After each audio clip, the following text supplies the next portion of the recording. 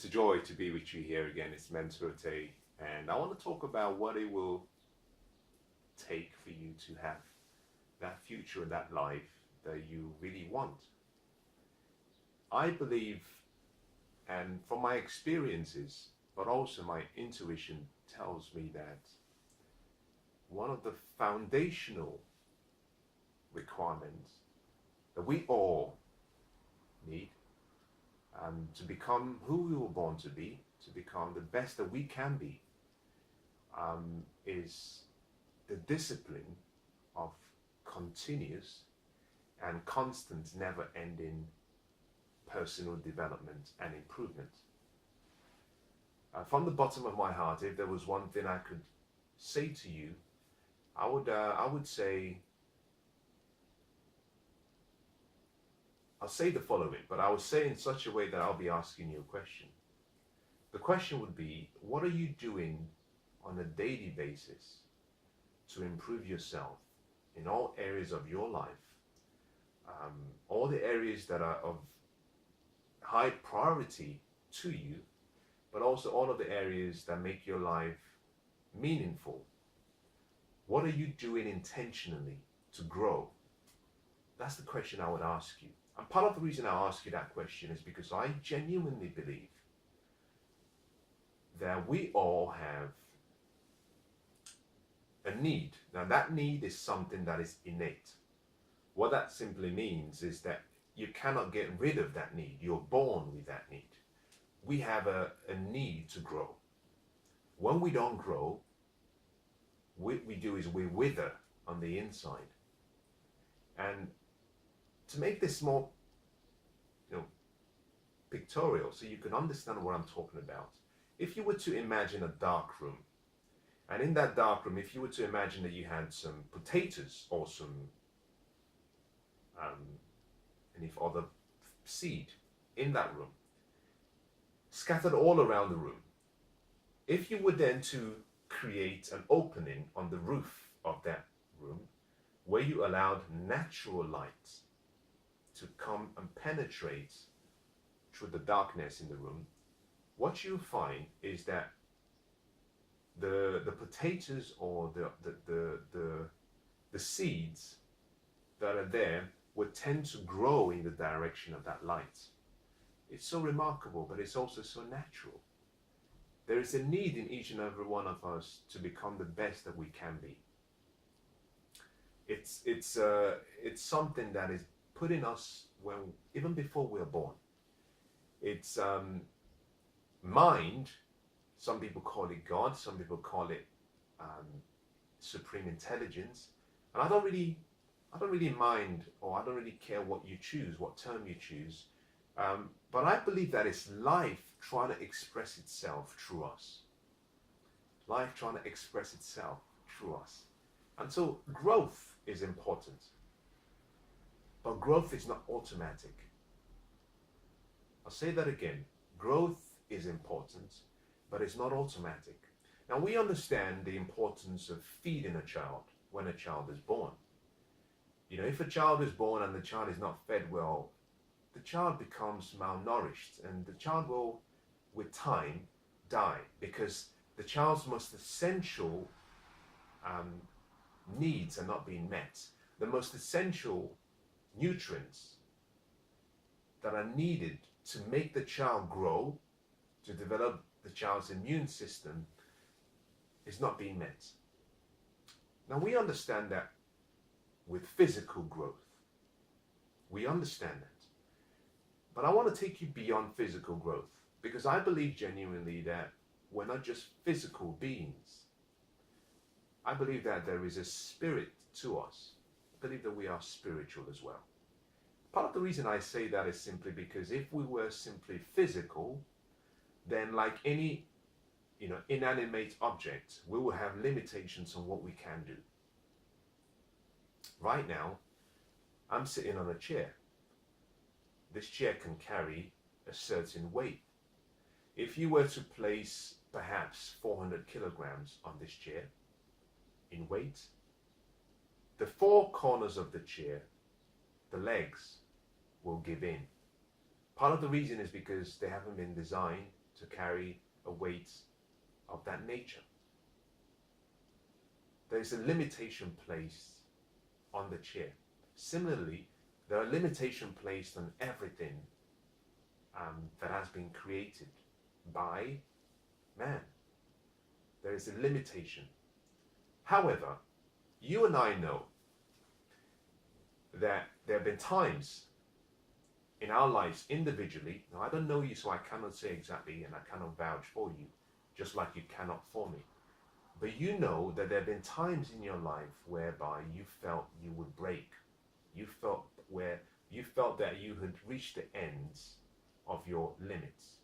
But for some reason, you found extra strength. But this time around, the strength wasn't coming from something physical. It was coming from something deep within. It felt as though you found this inner surge of energy whereby nature and life were coming together, on some forces and some strong extra strength came into your life, and you were able to overcome whatever challenge you were facing. Now, I don't believe that happens by coincidence, because if we were simply physical, then we would have limitations that cannot be stretched. On the other hand, I believe that we are spiritual, and our spirit has no limits in terms of its potential. I believe that you have an unlimited potentiality. An unlimited potential means that there is no beginning and there is no end. The potential that is limited is only limited by the mind itself. I'll say that again. You have unlimited potential, which means that your potential has no beginning, it has no end. However, your mind can limit the potential you believe you have. Now, because we have a potential that is unlimited, it means that we can be, we can do, we can have anything we want, if we believe. If we believe and if we act on that belief. And so it's important, very important, that we start to ask questions about who we are, what we can do. I believe that the questions we ask changes our destinies. The questions we ask changes our lives. And the more we ask empowering questions, the more we find empowering answers. Now, having said all of that, I want to bring you back to the theme of what I started with, and that had to do with growth. You see, growth is not automatic, like I said. If you put a seed in the soil, the seed will grow. However, the growth of the seed is limited by the soil, the conditions of the soil, the season, the time, but also the level of nourishment that the farmer provides to the seed. Now, in the same way, we are like seeds. Your body is a form of a seed. If you feed the body grows. If you feed the body and exercise the body even looks much better. If you feed the body, exercise the body, and nourish the body looks better, performs better, and produces more energy to help you achieve your goals and dreams. Now, similarly, our mind, just like our physical body, needs to be fed. Your spiritual side needs to be fed. And these are two separate areas that are lacking, severely lacking in most people's lives. Now, it's not my intention to talk about both. I just want to talk about the mind. I want to talk about your personal development and what you're doing to improve yourself mentally. Here is my recommendation. Just as you feed your body every day, I think you should spend some time and feed your mind every day. Now, why don't you start today? But also, why don't you start with the time you have available? If it's 5 minutes, that's okay. If it's 10 minutes, that's okay. If it's 15 minutes or 20 minutes, that's beautiful. But why don't you just start today? Now, growth based on personal development has to be intentional. It has to be structured. Now think about this. When a baby is born, the mother doesn't give the baby some baked beans to eat. once the baby is born. The mother doesn't give the baby a steak, a beautifully made steak. The reason is because the baby has no teeth. The baby has not developed the ability to eat such type of food. Now, similarly, just as the mother goes through a step-by-step process, which is a plan of how the baby will grow, you also need a growth plan, whereby you start where you are, and slowly you can start to build yourself up to the point where you might find that your mental stamina is much better, your mental resilience is much better, your emotional resilience and stamina is much more resilient. So it's important you start by identifying a plan for personal growth.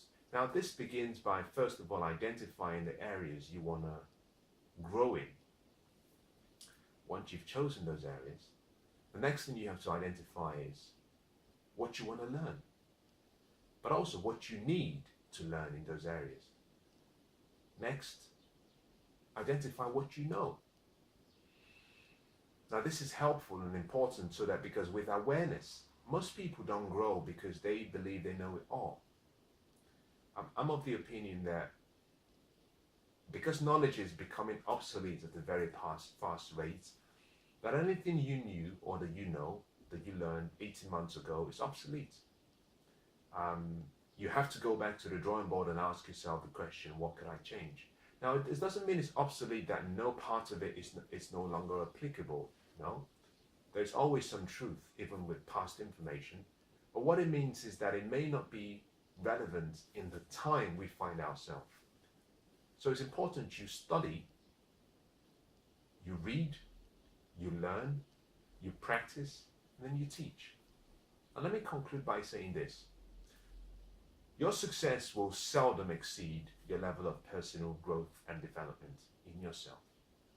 Your success is heavily dependent on what you know, your wisdom, your ability to make a difference. And so to change your life, you have to change your mind. If you change your mind, you can change your life. Now I believe that just like a tree, there's a relationship between a seed and a tree.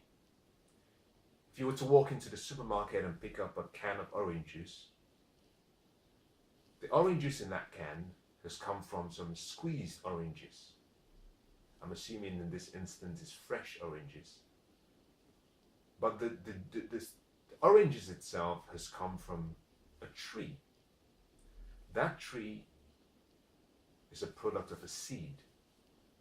And therefore, a seed creates the orange juice. In the same way, you have to see yourself like a seed and think about what you can create with your life. So I want to encourage you on the importance of personal development and growth and continuous learning. I'm going to say something as my closing statement.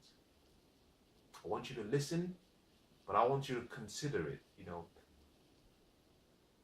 If the life you're living now is not the life you want, if the life you're living now is not the life that you want, then why not try something different?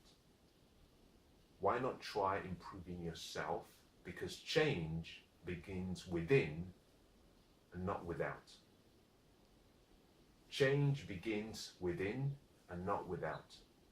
For things to change in your life, you have to change first.